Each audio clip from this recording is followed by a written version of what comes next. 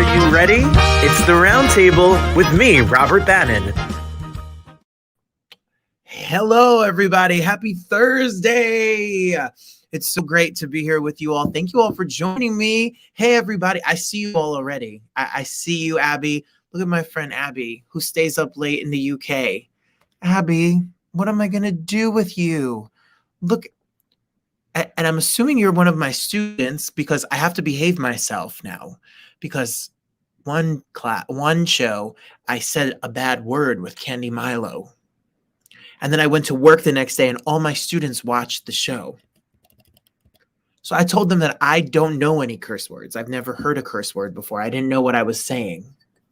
So I'm sticking to that. Hey, everybody, it's Thursday. Do you like, this is my mug from my goddaughter who's upstairs. We're going to talk about her in a few minutes because we went and saw Disney on Ice. I want to say thank you to everybody who, hi, Max, Miss Romero. I see Max every afternoon for Science and Social Studies and for the book club on Tuesdays. So, hey, Max, and hi, Lattes. Good to see you. My friend Lots of Lattes is coming to New York to see my show. She's traveling all the way from Maryland. So if she can travel from Maryland, you can join me too. And I'll tell you all about that later today as well. Isaac Mizrahi is here. The man, the myth, the legend. We've all known the clothes he's designed. We've all went to Target and bought a pair of his yoga pants. We have all seen him on television through the years. And he is here to talk about how he has joined forces with Cafe Carlyle to become a cabaret star. And then one of my favorite people in the entire world, you've seen him on Ballers, you've seen him on Dear White People, you've seen him on HBO's The Flight Attendant, you've seen him in commercials, you've seen him singing on the Witness Uganda soundtrack, and now the wonderful, talented, and funny Griffin Matthews is here. So we will be here all, look at my mom is here. Hello, Miss Rose Bannon. How are you, Mama? And my friend Rob is here. Me and Rob did a Queen musical together. So we're all here. You're all here. Isaac is here. Griffin Matthews is here. And we have a big show. Lauren Smith, from our first week being here, he's here. So thank you, Abby, for saying you like the shirt. You know, I was worried about what I wear for Isaac Mizrahi. I don't own any Isaac Mizrahi because I don't watch the QVC. But he sells his clothes on QVC, and the Target line is gone. So what was I going to wear? So I couldn't just wear some floppy, messy mess. I needed to try. So I put this little fashion forward moment. So Abby wants me to mention, she watches every week, so you're my favorite person in the entire UK, Abby.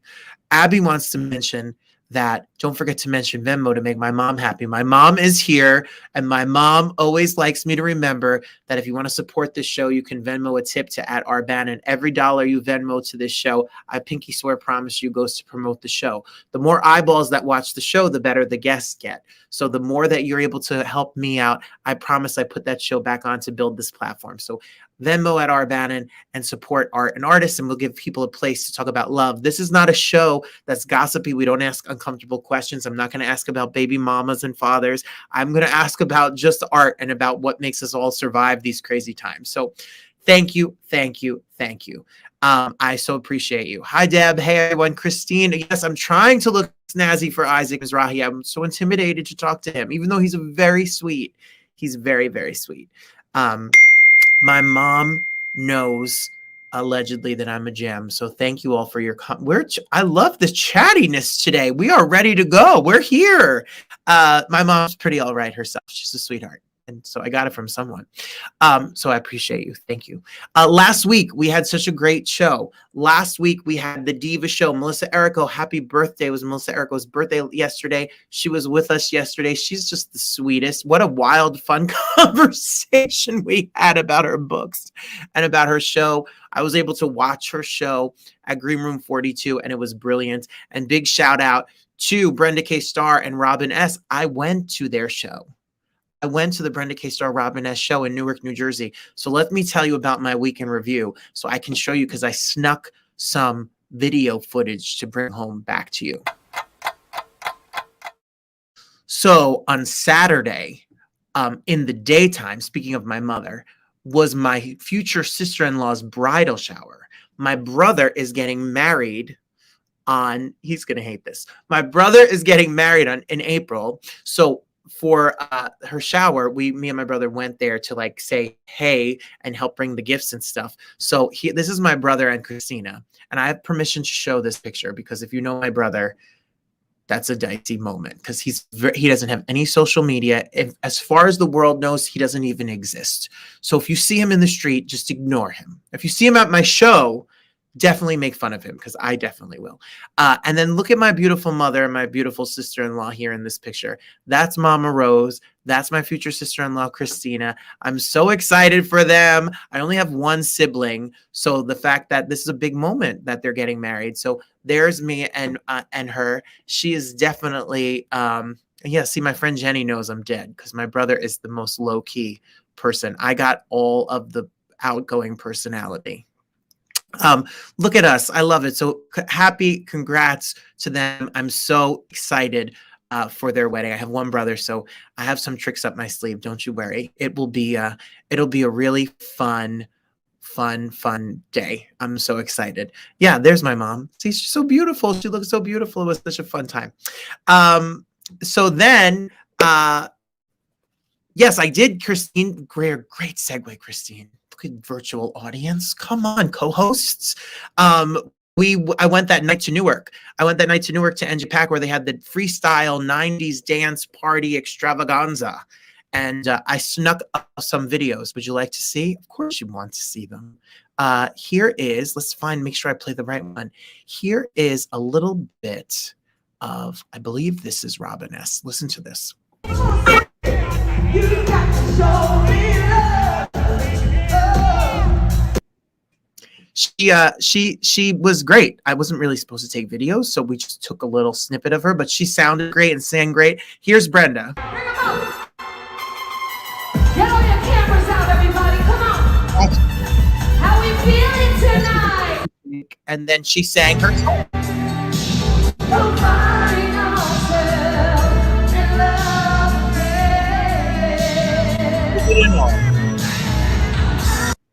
Singing in the middle of the audience, like legit in people's faces.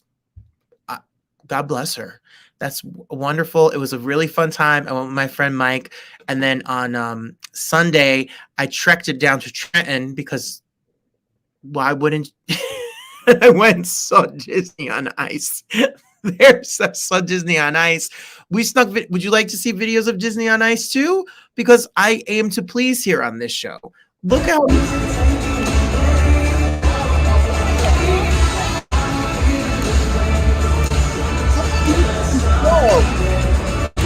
love the nice moment. Come on, look, Moana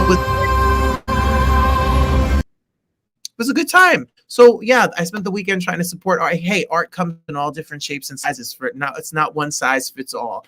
That's for sure. And both places were rocking lots of lattes, Trenton and Newark. So big ups to New Jersey because we were from the north to the south supporting art in New Jersey. Now it's time for, yes, Abby, Huntsville Disney on Ice is now Abby. Huntsville, where? Alabama? Is that where?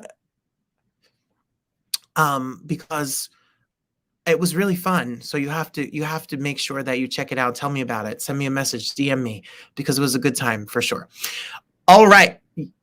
Well, front row, no less. Well, where else would you know, if you're going to go, you got to go big or go home.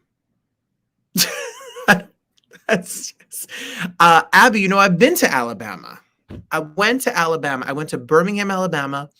I went to the zoo in Birmingham, Alabama. I went to the Civil Rights Museum in Birmingham, Alabama. And I think that I really messed up because I didn't eat fun food in Alabama. So next time, Abby Thompson, I'm going to have to go find you and make sure that I get to the best places to eat in Alabama. Thank you all for being here. Next week, I wanted to say that next week we have a big show for you. Next week we have Oscar nominee Chaz Palminteri will be here. I got to speak to him during the Broadway Cast Reunion series. He's such a good, generous guy. We've kept kind of in touch, and he agreed to be here to talk about his one-man show version of A Bronx Tale, which is touring the country. So he'll be here.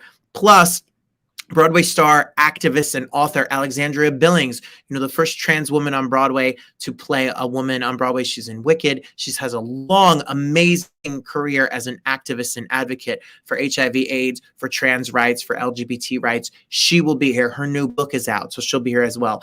Also, we just off Ruby Wood, who is literally just starring in Disney's brand new Better Nate Than Ever, which comes out next Friday. He will be doing his first interview. He's 15 years old. He's starring in the movie with Lisa Kudrow and Norbert Lear-Butz.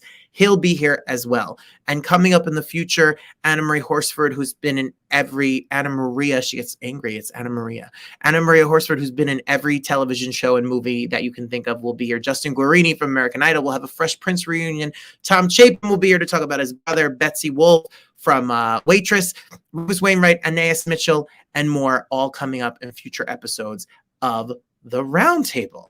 So, yeah, thank you. We try to get the best people onto the Roundtable. I really try. And yes, Alexandra, hi, Mary. I want to meet you, Mary, and I want to come see you sing one day because you're so sweet and supportive to me. So I want to say thank you for the love you've sent me on social media, and I can't wait to meet you on the 16th, and I got to come see you and your show. Alexandra Billings, I can't wait to talk to her. I have a book on its way, so I'm super excited to get to chat with her and all of that. Have I taken up enough of your time? I mean, I could just sit and talk to you forever, and I know that's like not why you're here. So Isaac Mizrahi is here. I'll tell you how this happened. Isaac Mizrahi has done my friend David Yontif's show. His show is called Behind the Velvet Rope, where he goes behind the scenes with some of our favorite TV and film and reality show stars, and he's famous for The Housewives. So I met him through Margaret Josephs, who will be on later this year as well. And so what ended up happening is we went to see Isaac Mizrahi at Cafe Carlisle, and we sat up front because David knows Isaac. And then I convinced Isaac to slum it here with me. So he's here, and we're about to bring him out right now. Gina and I are going to hug you so hard. Back to you, Rob and Gina. Appreciate you. Can't wait to see you on the 16th as well. Before we bring Isaac out, it's time for one more thing, and then he'll be here. Here's my shameless plug. Shameless. So coming up, like we've been talking about, there's 2 shows that are on sale right now. You can come see me at Green Room 42 on April 16th at 7 o'clock. You can go to robertbannon.com and you can definitely get your tickets. You're not going to want to miss it. It's a show that goes behind me growing up, the songs and music that I loved growing up and what shaped me along with my story. Plus, you'll hear a little unfinished business on there. I can't do a show without I Think You Knew and From a Distance and stuff like that. It's not only in person. If you're not in New York, you can get a virtual ticket and join me at 7 o'clock. It's the day before Easter. It's a Saturday night. And come in person or come join me virtually.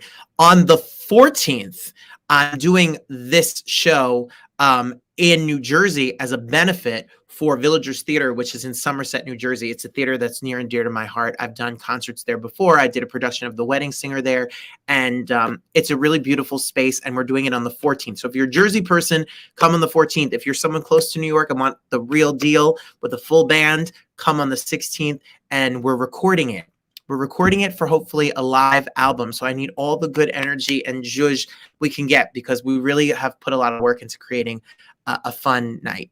Yes, there's a virtual ticket, Lori Smart. Hi, Lori. There's a virtual ticket, so you can get your ticket at robertbannon.com. Just click the link. I think it's 19. It's less than $20, so you can see it right from the comfort of your own home. Okay. Did I promote everything? Did I say everything? Do I have more to say? I think it's time for Isaac Mizrahi. Are you ready? I'm ready. We know him. We've been watching him. It's an honor that he's here. Take a look at this.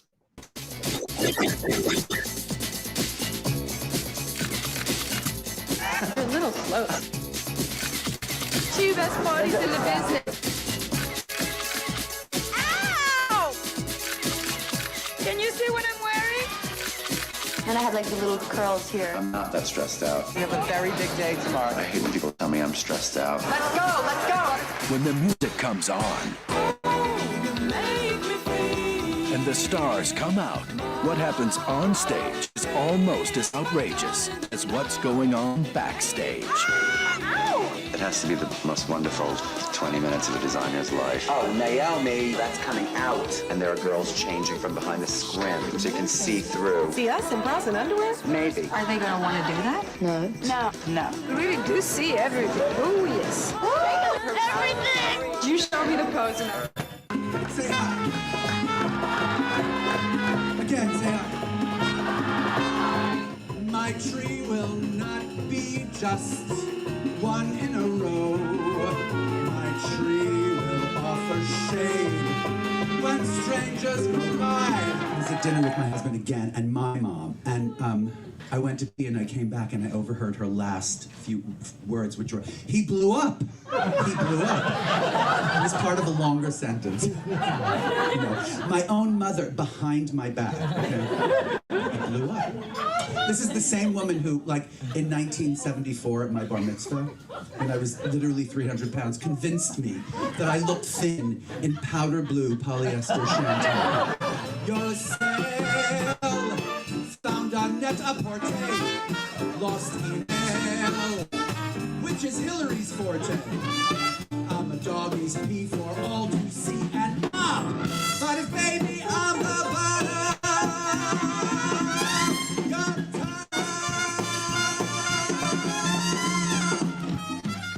All right, ladies and gentlemen, listen, he is one of the most famous designers in the world. You know him by his first name. It's like Madonna.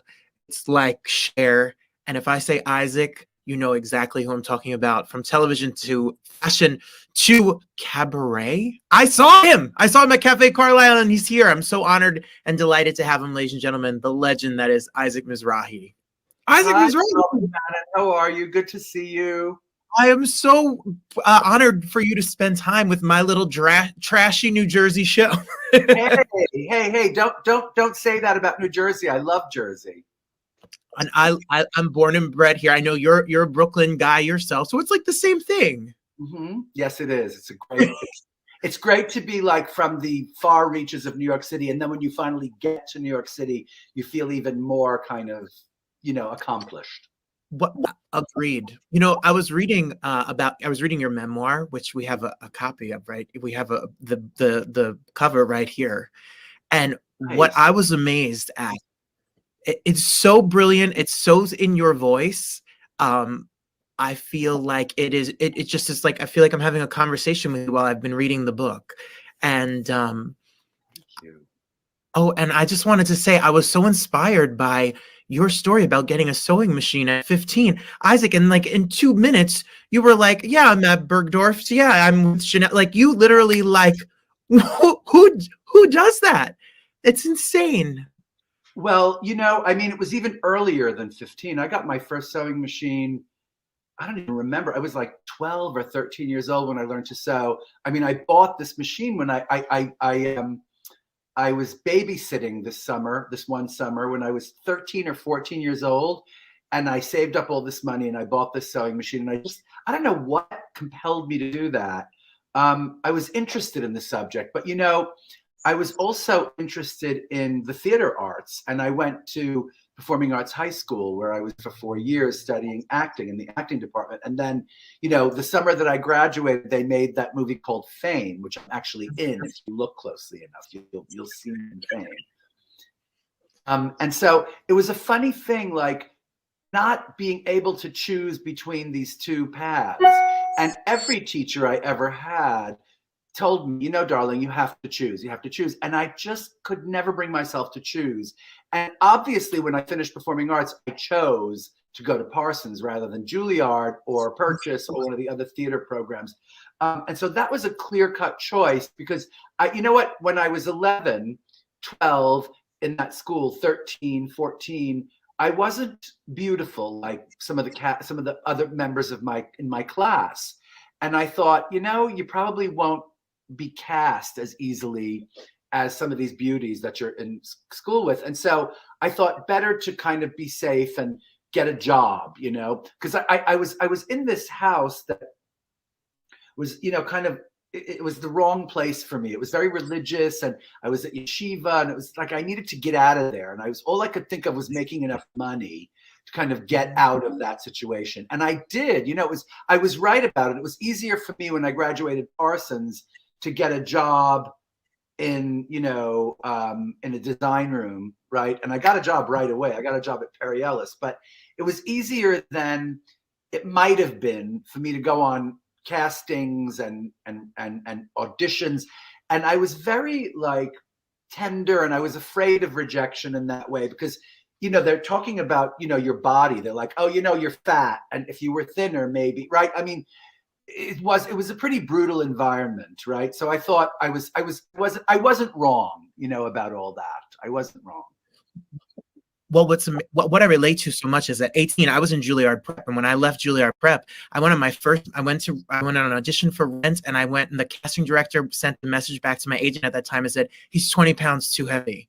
And I was like 178 pounds. I thought I was so skinny. It's brutal. So I left as well and took a weird path to get back at it too. But it worked out, because you have more TV credits, more movie credits, and now you're singing on some of the most famous stages in the world. So it all happens in its time. You're absolutely right. And the other thing that we maybe have in common and we have to look forward to is that, I don't know about you, if you have friends, I think they're probably much, much younger than me, but I'm already of a certain age, and have a lot of friends who have been in show business since their teens and since their 20s. And I'm telling you, it takes a lot for them to get out of bed. You know, Linda Evangelista used to say, I'm not getting out of bed for under, you know, $17,000 or $70,000, whatever it was. And these people go like, do I really have to get up and do a show now? You know, whereas I am like, you know, let me at him. I can't wait to get into show business, you know? So that's the benefit of a person my age. Well, I completely relate. I look forward to it. It's fun, but you have your other career, and then you get to also do all of these other things. And I got to come to Cafe Carlisle. I sat dead front. I was right up front, and I was blown away, because not only is your voice beautiful, the band is. Well, the band is just so damn cute on top of everything else, right? And they are so. And sadly, they were all straight, as you said. Exactly. So, terrible. What is going on? Such a waste, darling. Such a waste. But. And I was enchanted, because not only do you sing great songs and a variety of songs, from pop songs to standards to classics, but your stories and your conversation with the audience and your take on modern day sexuality or social media, or it was a real masterclass. It was a moment of spending time, like a conversation that we're having now. Well, thank you. I mean, you know, I will say that there's a lot of it that's prepared in advance, particularly the music, because unless it's tight, it's just never going to be good. And, you know, I work with predominantly incredible jazz musicians. And so the process is a long one, because, you know, they don't necessarily, I mean, they understand arrangements, obviously, but really for them, you know, jazz musicians, it's different every single time, you know? So it's like by the fifth time we do it, finally they have like the hits, and they understand how it has to unfold, and where the dynamics are, and where they have to follow me and where I'm following them. So that's the difficult and the brilliant part about working with those musicians. But as far as like the patter for each and every show, you know, I have to say, I write I write so much stuff, you know, in advance, and I put it in order, and I create this run of show, and the set list is kind of the dramaturgy of the actual set. But then, you know, a lot of times I'm way off script, and it's like every show is unique unto itself. You know, every single show is unique. And and that's really true. That's really true. Well, you're so quick. You take questions from the audience, and people can ask you things from a celebrity to a dress you design to a television show, and then you're just on your feet and you just give right back, and it's a fun night. So when Isaac's in your neck of the woods, or when he's back at Cafe Carlisle, you better get your tickets. I had questions. We had some questions sent to us, and I got two questions. Tell me. that were over and over again. The first one was, and we find it here, and it's a friend, Janelle, she's in Delaware, and she asked, do you have a favorite designer or two when you worked on Project Runway? Sure. Was the first one. I can't remember any names though. I'm so awful. So, so I did have, I had definitely one or two real favorites when I was on Project Runway All Stars. And it was so exciting for me because I don't really look at fashion so much anymore. I mean, I notice what I notice that comes out of Europe, but I don't really see the collections the way I never did. When I was a kid, I used to look at Vogue and I was obsessed with it. And then when I started doing it myself, I stopped looking because you just don't want to see what else is out there. You have to really stay on your own path. And I had enough people working with me that would maybe suggest if I was on a path that looked like something else or whatever. And, when I had a lot of credits in magazines, they would send me the magazine flagged to the page and I would just look at it and send a thank you note to that editor, So I never really looked. So when I was working on Project Runway All Stars, it was such a great opportunity for me to see different clothes from these people who were oftentimes younger and rough, like they didn't exactly know what they were doing, but it was so exciting because it was like these fresh ideas, and I have to say there were benefits to it. And also like, there were a few drawbacks. Like I loved working on that show for however long I worked on it, but also, Robert, I don't believe in telling someone to do something quickly. I think, it's like take 3 days on a sleeve or a button. You know what I mean? Like that's how I think. I think the best idea, not the quickest idea. You know what I mean? Like to me, quickness is not necessarily part of the game. I think the game is excellence, so that was always a drawback for me. Sometimes I would say to the producers, hey, how about if we give them like a week to do something, like what about if we give them a week to do like the tiniest little brooch or something, right? Like wouldn't that be, I'm not kidding, that would be the opposite of what the show is about. So that's my answer. It's drawbacks and advantages. Yeah, I totally get it. And that's television, so it's a totally different world than what it's like to really be a designer, for sure. Well, I also got tons of questions because aside from your clothes and your pop culture presence, do you know how many people when I said that I was going to talk to you were like, can I have a sketch? Can I have a sketch? You've become an you're an artist. People are hanging Isaac Mizrahi's up around the world. Thank you. I was actually thinking about that. I was watching that incredible series on Netflix about Andy Warhol. I don't know if you've watched it. The Andy Warhol Diaries. It's incredible. And I was thinking like, because I have not hundreds, I have thousands of sketches in my archive, thousands. And at some point I think like, what if I did like some kind of a show of just the sketches, and some kind of a book of just all the sketches? It would be something fun to look at. It would be an incredible bunch of galleries to walk through, because you would see these ideas and you would see the colors and you would see the progression of everything.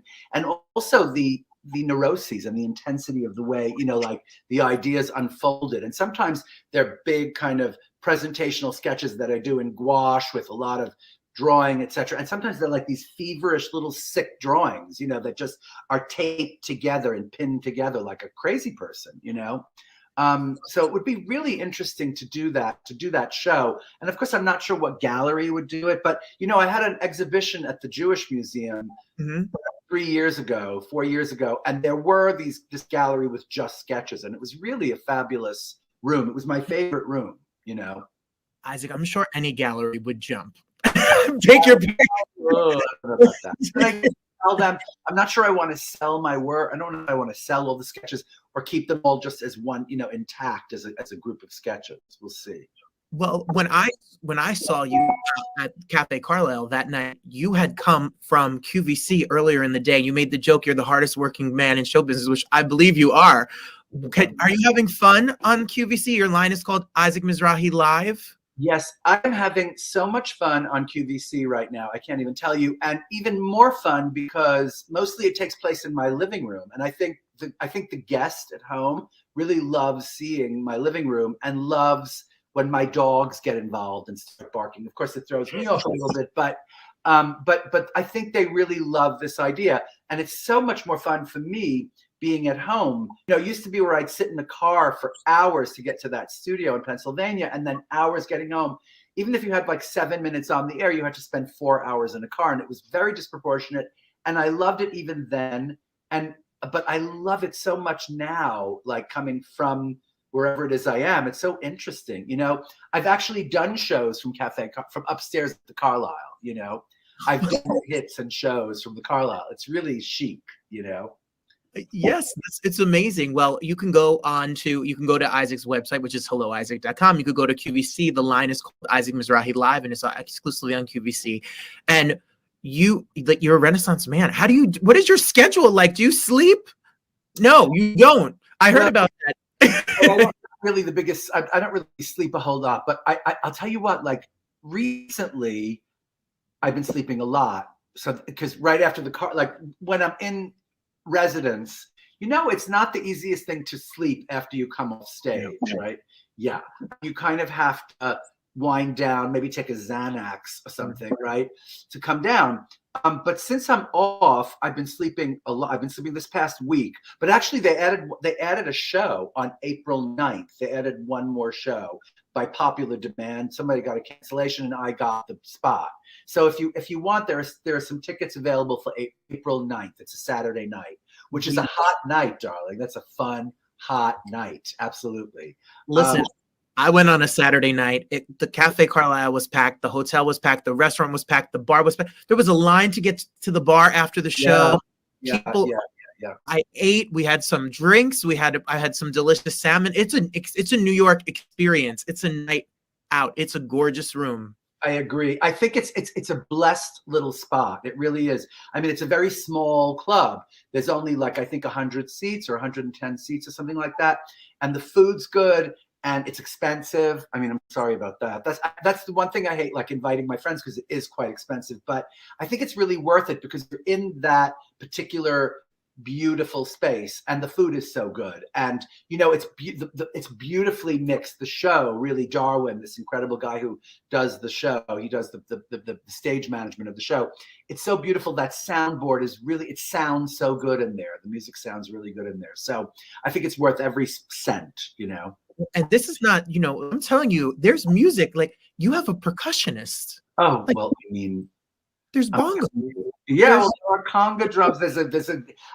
We jokingly say he shreds the glockenspiel because he kind of shreds the glockenspiel. He really knows how to play the glockenspiel, and the tambourine and congas and bongos and chimes, and he plays a whole triangle. Nobody plays the triangle like Joe Perry, right? That's it. Joe Perry is in the corner, right down there with his triangle. Oh, he's so cute, right? Oh my God. You have the best looking band in show business. I know. Seriously. I mean, so April, if you want to get your tickets, you can get your tickets now. You can see Isaac live in Cafe Carlisle, make an evening of it, get dressed up, get a glass of champagne. You'll hear great stories and some really beautiful music. And people can follow you. I know that you're on the Instagram.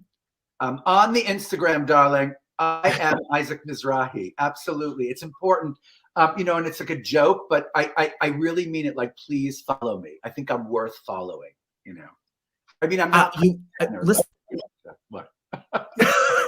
Isaac, I wasn't kidding. Your name, you're an icon to this industry, and I hope you understand that for artists, as a creative person, as an artist, as a queer artist in society, and you know, you really blazed the trail through the years. When I think of those Sandra Bernhard, Madonna, the VH1 show, the days of you and seeing you, your documentary and everything, you're a part of the upbringing. We look up to you, and we're so grateful to have had your example. Your work has really made our lives much more colorful in many ways, truly. Well, thank you. That's really, really kind of you. I adore you saying that.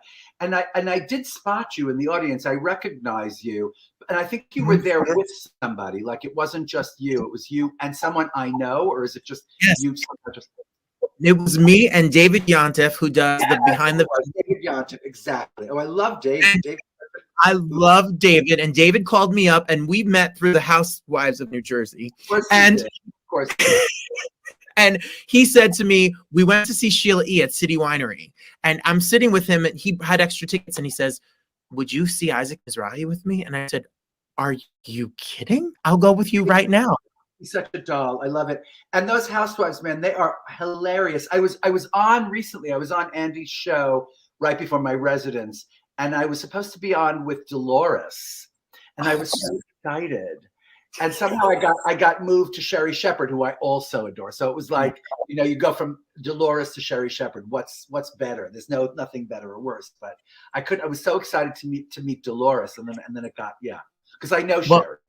Yeah. I had the pleasure of singing for Margaret Joseph's Marge Senior's 75th birthday party. Did so you? I did. I was the happy birthday with the cake. So they were all filming. G-string, or were you wearing? I was fully clothed. No one wants to see me in a G-string. Nope, just me, just singing happy birthday. I love them. They're sweethearts. That should be enough, darling. That should be enough. Just you singing happy birthday. That's plenty, darling. That's plenty. Thank you. Well, he brought me to the show, and I'm following you on Instagram. I love all of your posts. I'm looking forward to seeing you again, and I appreciate you so much for being here because, like I said, you're an icon, and you're so sweet. You're so sweet to be here with me. Oh, thank you, Robert Bannon. Thank you. Namaste. Namaste. Namaste. HelloIsaac.com and follow at I am Isaac Mizrahi, and you can go to QVC and buy your clothes. See him at Cafe Carlisle this April. Thank you. You can get those tickets right now. They're available right now. And go to, wow, I'm still shooketh by this whole experience. And poof, he's gone. But what a joy. What a wonderful, sweet man. I love that he kept calling me Robert and Robert Bannon. That's bizarre and weird. And Isaac Mizrahi, follow him because he's so great. Thank you, Christine, for that. I remember seeing the ads for the Unzipped documentary and not being old enough to see it, but he is definitely a talented force to be. Thank you, Mary. I appreciate it. He's definitely so friendly and so sweet and such a great person. I was sweating too. It was a moment, but he's brilliant. He's wonderful. We didn't offend him. It doesn't look like, so that's good. Earlier this week, follow him, see him whenever he's around, and buy his clothes and all of that fun stuff. Earlier this week, I got to sit with Griffin Matthews. Griffin Matthews is in like 18 secret television shows that he can't talk about, and so we had to schedule an interview with him earlier in the day. But he's so brilliant and such a genius and such a dear friend of mine. You know, the whole reason that I am involved in this business again is because many years ago, I went and saw Witness Uganda, which was then called Invisible Thread, off Broadway at Second Stage. And I saw the show and I was fascinated and obsessed with this show. And I tweeted him and I said, I wish I could get back in doing something like this. And he tweeted me back, it's not about dreaming it, it's about being it. And their show closed the week later, and I was at their house the day after it closed because they were looking for work. So I showed up to sing for them, and I have not left their lives since. They're like family to me. They're like brothers to me. They've helped me through all the transitions in my life to find out who I am. I'm eternally grateful to Matt Gould and Griffin Matthews. I will go to the end of earth for them. So when Griff said, can we tape it early? I said, sure. But the problem is I teach. So it was during my lunch, and we were in my school, and my school has terrible Wi-Fi. So we lose connection. It's exactly what you would think Griffin Matthews and I would be. And if you watch this show every week, you saw Matt Gould, his husband, was on weeks ago. We surprised him with videos by Billy Porter and Leslie Odom Jr. and all sorts of Stephen Schwartz, famous people. And he's here to talk about season 2. Mary, he's here to talk about season 2 of The Flight Attendant. And make sure you stream his album, Witness Uganda, which has every one. We've had people on this show who are on it. Lauren Smith is on it. From my other shows, Ambry Mon is on it. Lots of people are on it. Crystalline Lloyd is on it. Tyrone Davis, if you're a Broadway head. Let See is on it if you're a music fan. So check out Griffin Matthews and me, my dear brother, Tata Griff, as messy as you would think we would be. Take a peek at this.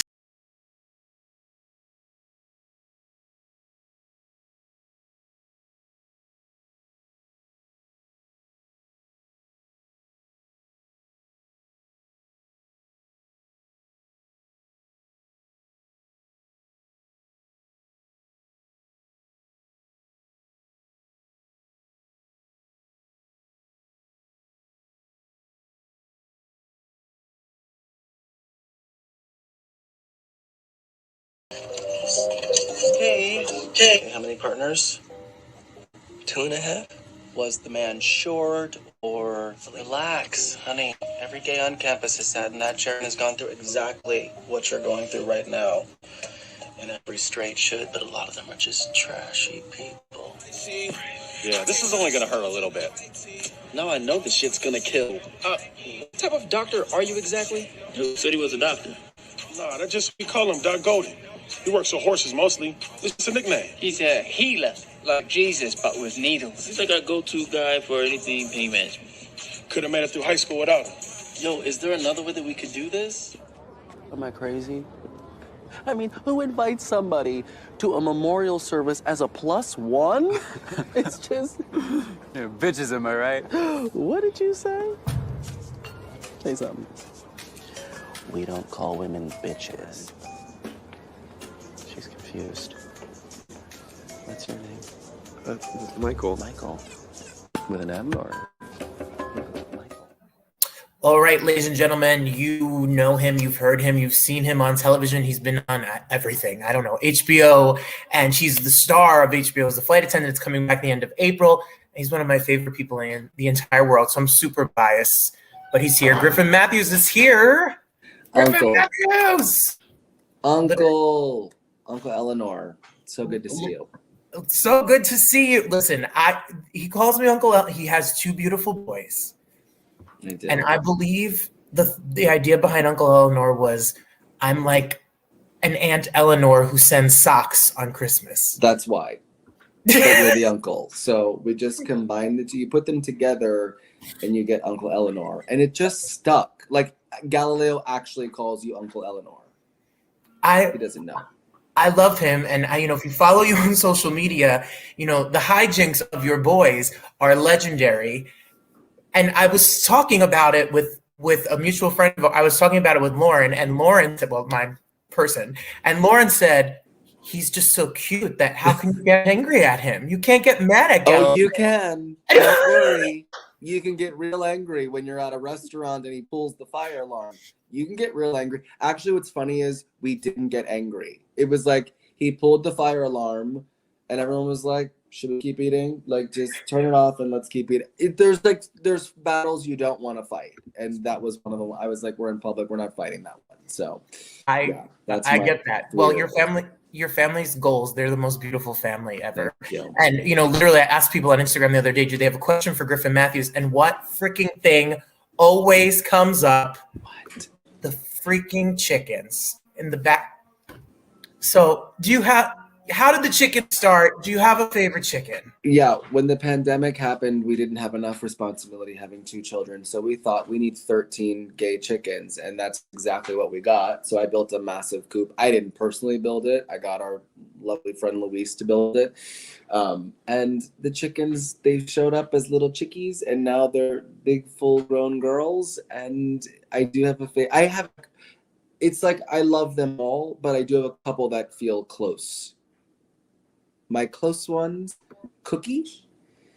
I love Cookie. She's a Rhode Island Red. And I love Judy. She's a Brahma chicken. They're like the huge, massive chickens. But Judy is the biggest chicken. It's like a dog. The biggest dogs are always like the friendliest.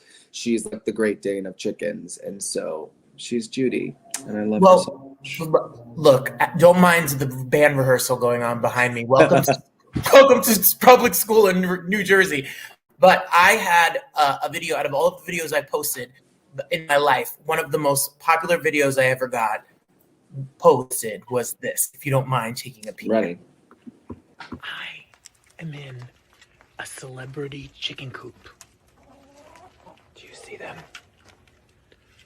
Griffin Matthews and Matt Gould's chickens.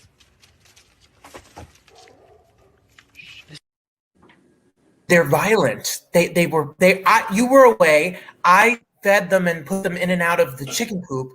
And now our interview's over. We talked about chickens and that's it. I love that you posted that video because I didn't know we were gone, and we said, could you put the chickens away? And then the next thing I saw, tag. Sneaking around your backyard, collecting chickens. Matt FaceTimed me, and I'm like, they're on top of things. I have to pick them. He's like, they're not gonna bite you. I'm like, they're living creatures. They are independent girls. They're independent women. It's like Destiny's Child out there, and they won't go in the coop, so they sit on top of the coop, and you have to go out there and retrieve them and put them inside. Yes. They do this every night. We do it every night. We go out there and collect them and put them inside. But once you've done it, it's like easy breezy. But the first time is absolutely terrifying to pick up a bunch of chickens and start, corralling them. Well, before we talk about my favorite musical probably of all time, which is Witness Uganda, which literally changed my life, and I've literally. Can we talk about The Flight Attendant, which is coming back for season 2? Yes, I'm like, it's been so long because it felt like the pandemic, just stretched everything out. So we've been filming since September, August, and we just wrapped a couple weeks ago. And so this new season is coming out April 21st. I'm so excited. I'm actually like really excited for people to see the show get reinvented because it is a new location. It is a new cast. It is a new story. And I just feel like it doesn't disappoint. I didn't know. We were supposed to be a 1-season show, just like, a single series, no more. And then of course the response to the show was so amazing that they ordered a 2nd season. And so the cast did not know how they were going to come up with a new story. And I think they did it brilliantly. And I think it will be just as exciting, if not more exciting than last season. And I really, truly mean that. That is not me doing the press tour. I think this story gets juicy. Well, you definitely, without giving it away, because if you haven't watched the first season, watch the first season, binge watch the first season, jump on the end of April, see season 2.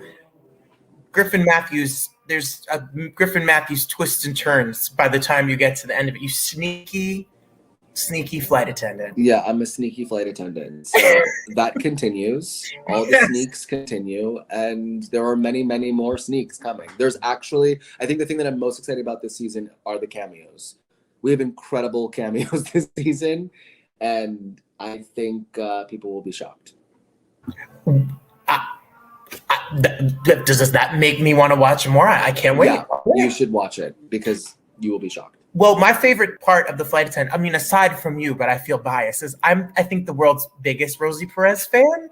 And when I saw Rosie Perez on Good Morning America and filmed it from my television about her talking about you and her, like, literally trashing the Vatican in Rome, I thought this is a set that has to be a freaking ball of fun. Yeah, it's actually really, the thing about our show that's so crazy is there's we have Kaylee Cuoco and Rosie Perez and Sasha Mamet. There's some big names in there and some big personalities, and we all get along so well that it's a little frightening that we get along as well as we do, because we also have to travel the world together.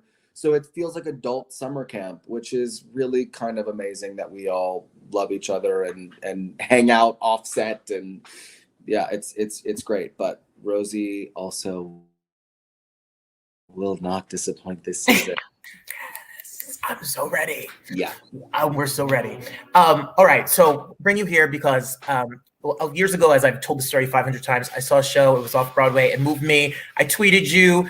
The rest is history. I'm now collecting chickens and I'm Uncle Eleanor. But like your kindness and generosity to me and to many people in this business, you are such a giving artist. And you created one of the most magical nights in theater. It's been in New York. It's been in LA. It's literally, hopefully will be many more places. It's called Witness Uganda. And there's an album that's out that you can be streaming right this second, produced, co-written, and starring this guy right here.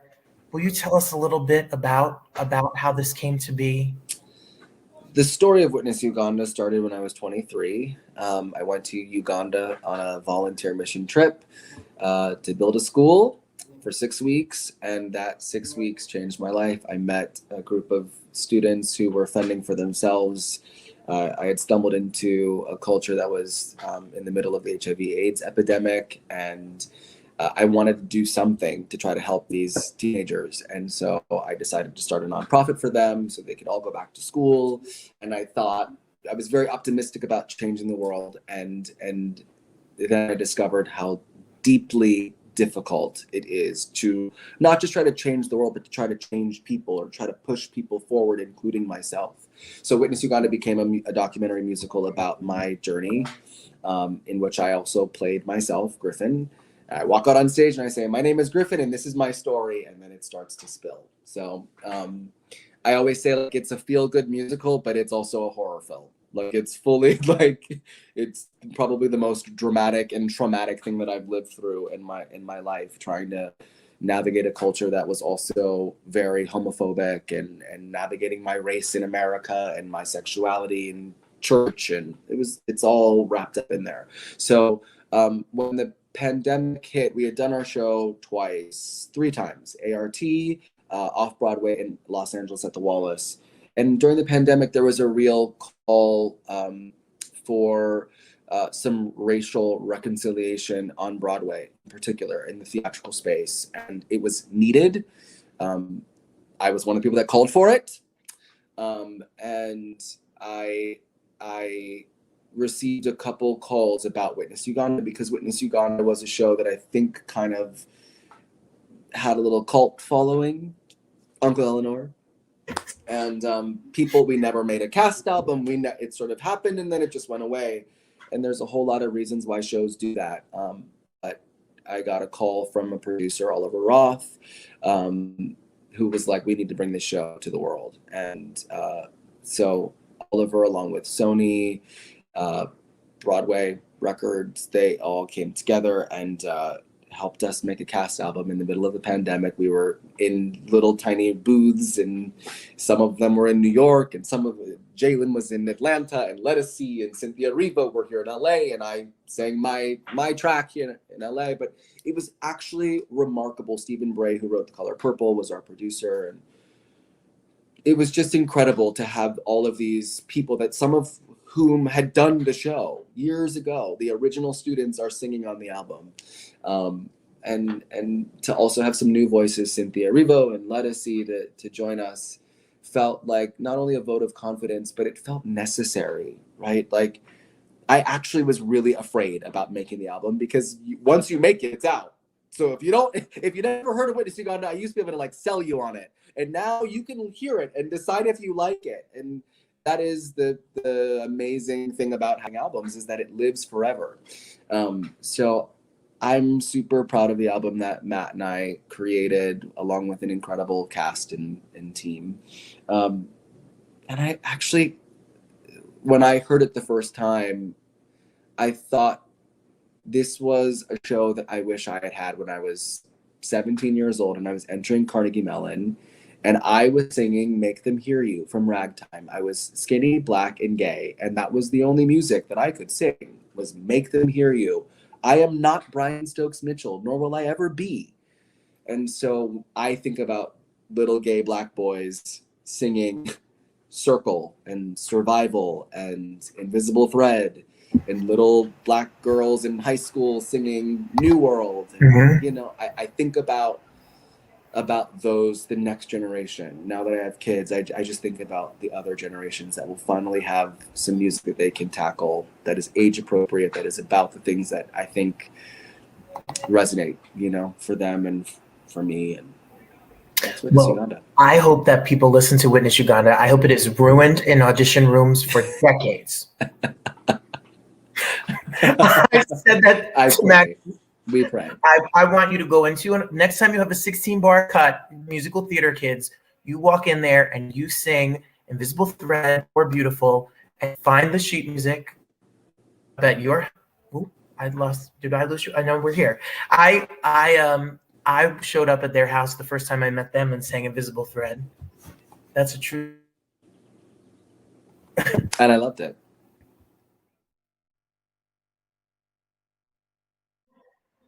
What I was going to say before I was rudely interrupted by public school Wi-Fi was your voice is so needed, and your Dear Amy Cooper video, which I'd be remiss to not mention, which was seen by 3 billion people, was the rallying cry really that was needed for an industry that needed to change, and your bravery and the risk you took. And as someone who knows you, I know that you have been through it and have fought the fight to be where you are, and been a voice for a lot of people who are afraid. And that's something that queer artists, artists of color, and the industry as a whole really needed. And a lot of artists in the future will be on your back. And you stood up and were brave and risked your career in a lot of ways. But in also other ways, I know that your freedom in saying and telling your story freed a lot of people to be able to tell their story. So when you see a Broadway season that is all writers of color writing plays, and the work, it's on people like you. You are at the forefront of that. So thank you as a queer artist, and to everyone else out there who will thank you in the future. You have hopefully continued to change the art for the better. That is so kind and so meaningful, and thank you. I appreciate that deeply. No, and I will be out. I will raise your chickens. I will watch your babies. He's convincing. Gally will have me buying sneakers and balls and toys that he's not allowed to have. That's right. He is quite the performer himself. That's right. That's true. He gets it from his parents. So that's Matt and I. That's right. Everybody, watch The Flight Attendant. Stream Witness Uganda. You can see it. It's an all-star cast. Cynthia Erivo, Lettucey, Emma Hunton. A ton of Broadway stars are all in it. And this man right here, I love you so much. I thank you so much. I love you, and we will be watching you on red carpets, on TV shows, fashioning, living, and I adore you. Mwah. Love you, Uncle. Love to the boys and to Matt. Will do. Love you.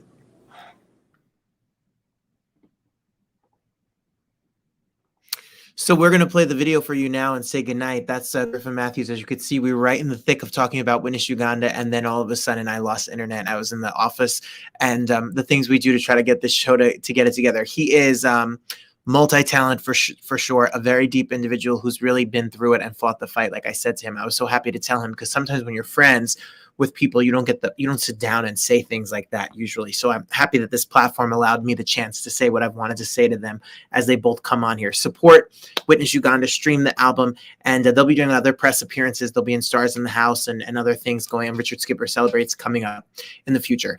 Next week, Chaz Palminteri is here. We have tons of good shows coming up next month. I'm super excited to share them with you. You are all the best. Thank you for tuning in. Thank you to Isaac Mizrahi. Thank you to Griffin Matthews. This is Be the Light. It's an important message. The video is important. It's about finding your own light. And I look forward to seeing you next Thursday live right here. This is Witness Uganda. This is Matt Gould. This is Griffin Matthews, and a beautiful cast. This song is led by Lettucey, and who's singing back and behind them is every great singer that's in LA. Lauren, who has done our show, India Carney, Amber Iman, Nure. There's a Jamard. There's a ton of people, and I'm forgetting people, and I shouldn't have even started. Take a peek at this. Stream the album today. Thank you all so much for being here. We'll see you next week. And you all are all the light for me, for sure. Can't do it without you.